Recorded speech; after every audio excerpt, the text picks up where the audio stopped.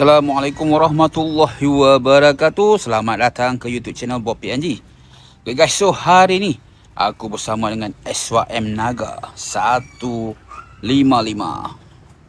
Okay, jom kita tengok apa yang menarik dekat SYM Naga ni. Let's go. Ni lampu depan dia. So ni untuk lampu low beam, lampu high beam, dan ni ada DLL light. Dengan teleskop viewport, 2 channel ABS, dah ada sekali dengan traction control. Ada display depan dengan twin port caliper. Tire size 120/70 dengan rim 13 inci. Di bahagian belakang pun sama juga. Ada ABS.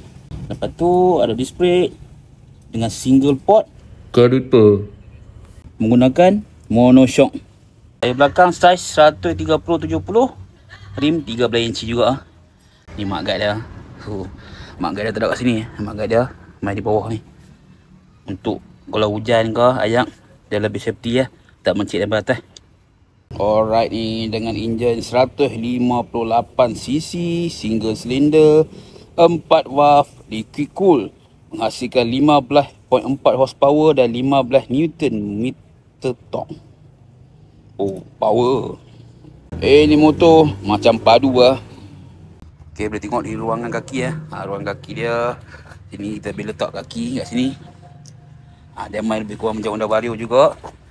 Kali special dia, tangki minyak dia ada kat sini. Tangki minyak dia 7.4 liter. Okay, menggunakan keyless dan ada USB charge. USB Type C ya. Sini ada Type C. Type C dengan Type A. Alright.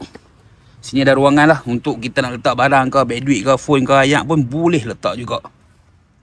Handle di sebelah kanan, biasa untuk off run engine. Starter sebelah kiri ada hazard light, ni button signal light, horn, high beam. Ni ada passing light juga kat sini. Tengok dia punya meter. Meter menggunakan meter LCD . Meter dia sangat lawa, jam ada, kilometer, temperature pun ada. Yang penting ada RPM. Itu yang mantap. Okay, ni di bahagian seat. Seat dia memang lebar. Lebar. Pasang pun luas. Lembut pun lembut. Memang sedap seat dia. Okay, di bawah bahagian seat 28 liter. Memang besar. Asal helmet full, boleh masuk dengan barang-barang yang lain. Nanti kita try masuk helmet. Helmet kena duduk keadaan sini lah. Kita try tutup tengok. Boleh tak boleh. Yes, boleh tutup. Cun.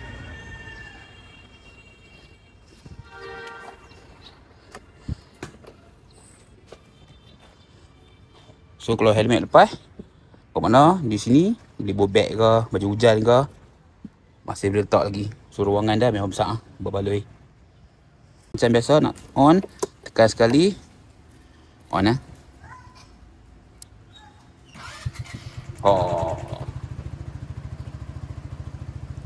Meter dia ala-ala macam S1R tu.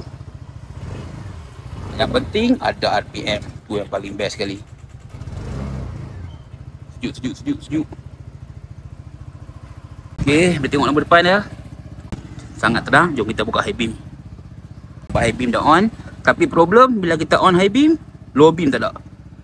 High beam dia asing, low beam dia asing. Yang tu dia kurang sikit lah.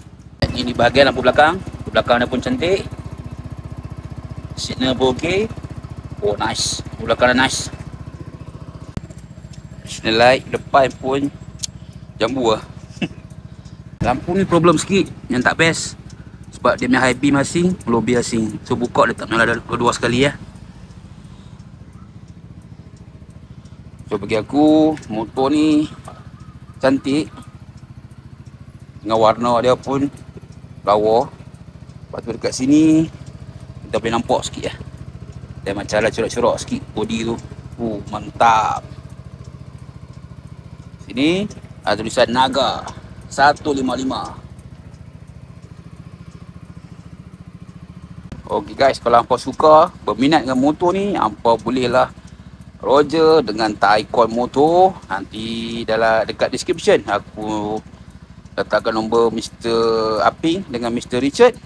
Apa boleh ketahui lebih lanjut lah tentang SYM Naga 155 ni. Cuaca pun agak kurang menarik sikit. Mungkin kita tunggu malam sikit, kita test drive, right? Okay guys, so jangan lupa like, share dan subscribe di channel Bob PNG bersama SYM Naga 155. Okay, jumpa lagi. Assalamualaikum warahmatullahi wabarakatuh. Bye.